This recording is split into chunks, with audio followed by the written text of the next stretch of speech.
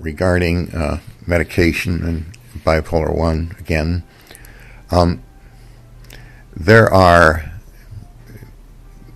various symptoms of mania, hypermania, interest in sex, spending money, working hard, too hard, and a couple of others. However, as I said in another video, the functions of your emotional modulation as you're speaking, as you're conducting a relationship with somebody, your psychology, if it is in order, and your logic, another function, is it operating okay, and your intellect, how's that doing? And then there's of course your overall function of intelligence, and how are you applying that, and is that in order, robust order and functioning? And these are all functions that everybody has got, and by and large they are unaffected by being manic. In other words, as I explained when I was with that psychiatrist in the Psyche Val video, I was speaking to a well-trained psychiatrist, experienced, and he and I showed him, according to his own assessment, that all these things were functioning, and yet then I said, I'm in the middle of a full-blown manic episode. You see, this is the public in general, and even physicians don't recognize this. And many people will say, oh, you're manic. Yet they don't even know the symptoms of mania. And they don't even know what the healthy functionings are to assess.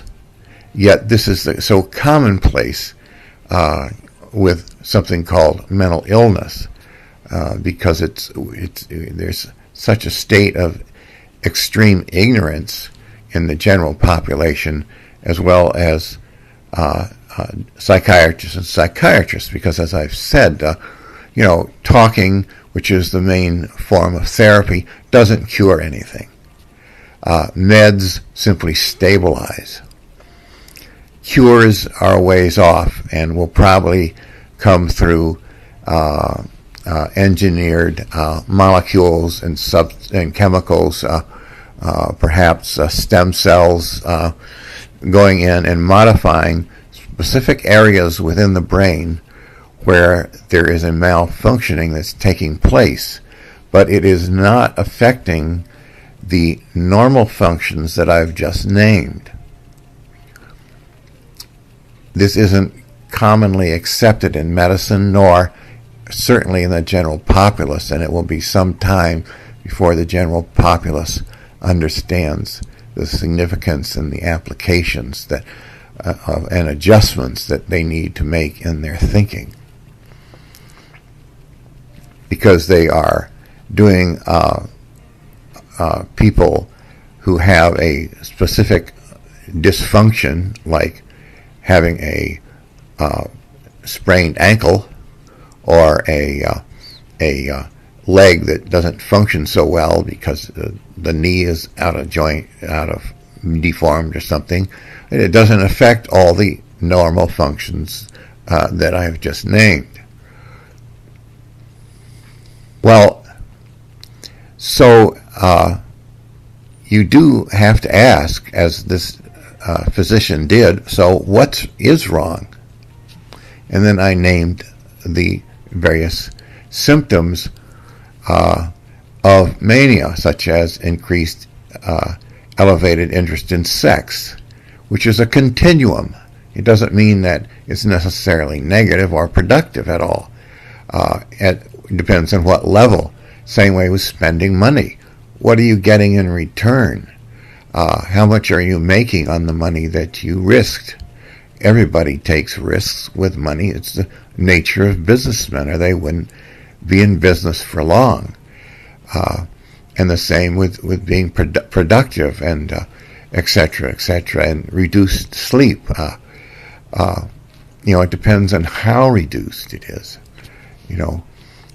A little bit doesn't mean the whole thing's bad. A little bit of reduced sleep is something that the person with bipolar 1 has to assess. Is it something that they need to bring? Is it temporary? Is it whatever it is? Well, what this is leading to from the beginning was that regarding medication. Now, medications, I know that it was called mood swings initially, then manic depressive, and then bipolar, and those names were observations of people who had extreme cases of mania or depression. But as I have said, the normal functions of emotional modulations are functioning all right. They are healthy, they are in order, they are appropriate. So, what is wrong? If all this stuff is okay, how can I explain to you what's not okay? In other words, if you don't have it, how do you know what it is? Well, there are functions within the brain that one can become attuned to for the psychoactive medications. And there is a profile of these other functions that normal people are not aware of because they're not malfunctioning. If there is a muscle in your back that's functioning okay, you've probably never thought about it in your entire life. But somebody has a specific back problem, and that particular muscle, he becomes aware of that it's not functioning properly. But it's going to be difficult for him to explain that to you if you don't have that particular experience and you're not even aware of the muscles in that area in your back, or how many there are, or where they go, or what they do. So this is similar to the functions, and I wouldn't say that they are necessarily malfunctionings within bipolar. Maybe it's better to say that the functions are overstimulated, and if you have lack of sleep, these reserves for these functions and the use of these functions get worn out. Just if you had sleep deprivation, a lot of your capabilities would start misfunctioning and then not functioning at all if you continued to have sleep deprivation. And so these functions in bipolar that are not functioning or being overstimulated, and the question is, why are they being overstimulated? You see, these functions that are being overused or malfunctioning, as the case may be, needs to be determined medically by physical evidence of some kind of testing of some kind, which may not have been invented yet.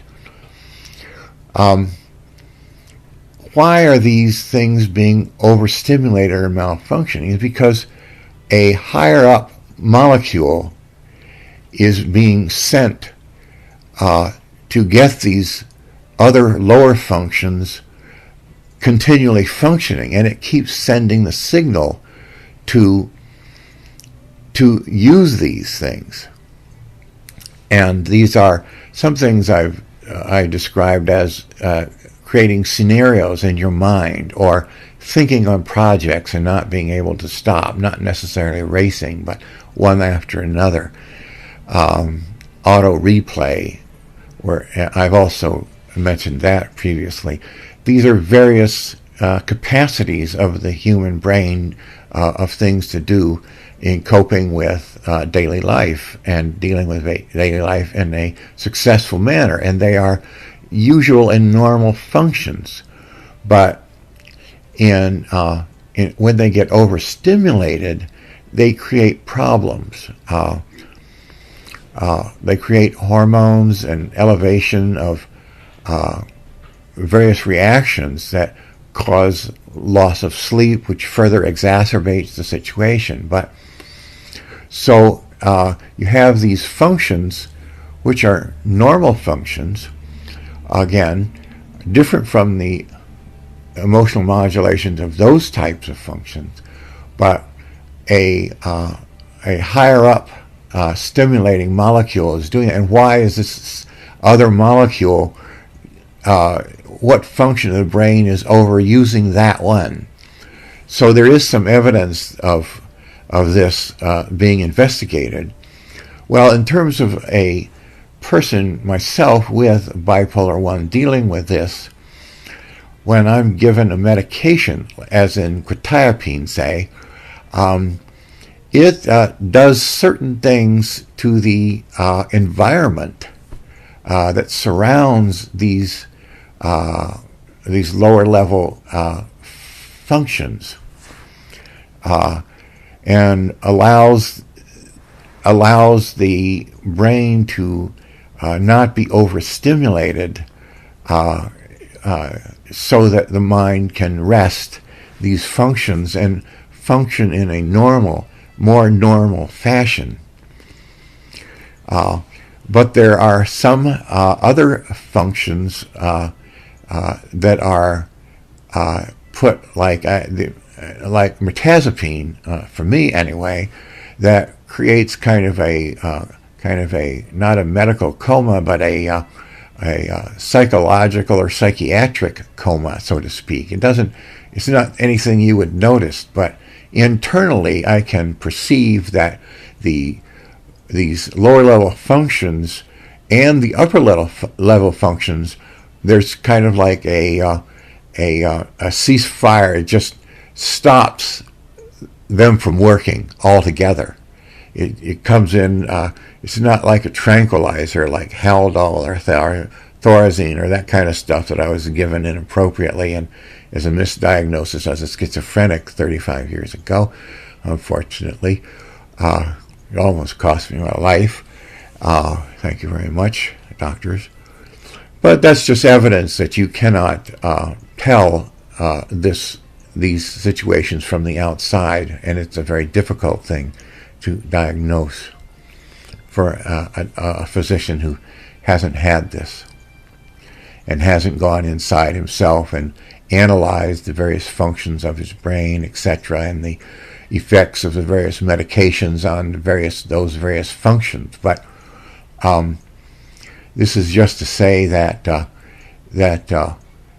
in addressing this situation, as you can see, when it's approached with some intelligence and some investigative perception and delicacy and finesse, that it reveals a lot of very interesting things that can be very useful to many people for many different reasons, but also for somebody who's being given medication that if he attempts to assess what functions and what types of functions are being affected by any particular medication, that it would be very helpful, because he'll be able to better explain this to the physician who hasn't got a clue as to what's going on inside. As when I was misdiagnosed with schizophrenia, a doctor gave me Haldol.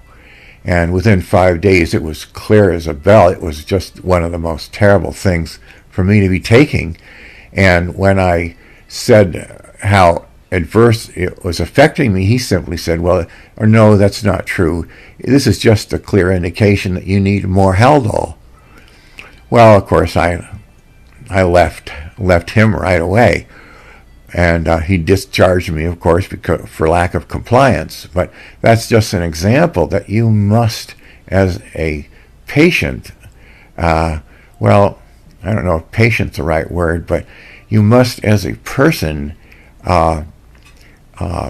pick up the responsibility of internal assessment, because physicians, they just don't have a test like diabetes. Although in diabetes, even if you're unconscious, they can take a blood sample and they can tell how much insulin you need, and they know you're diabetic. But that is not true of a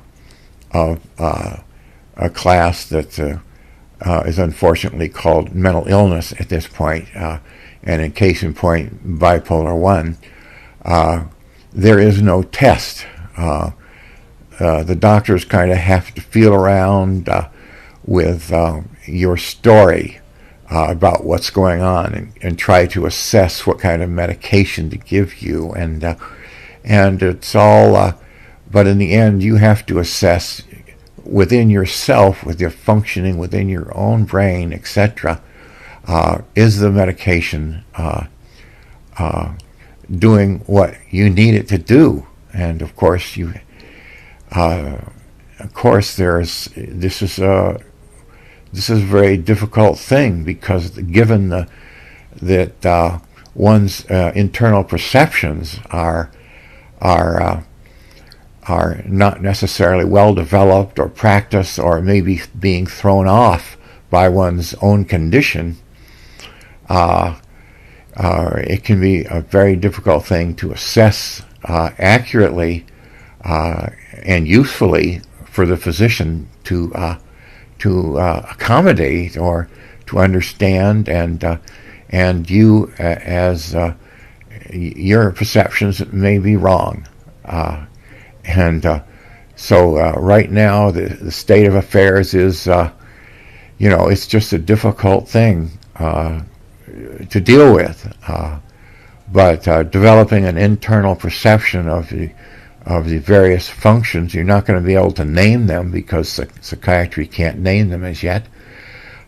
Psychiatry, when it becomes a physical branch of medicine, will be able to name them, but presently you're kind of on your own to make do as best you can. Anyway, so I hope this will elucidate and bring a little bit of light to these matters.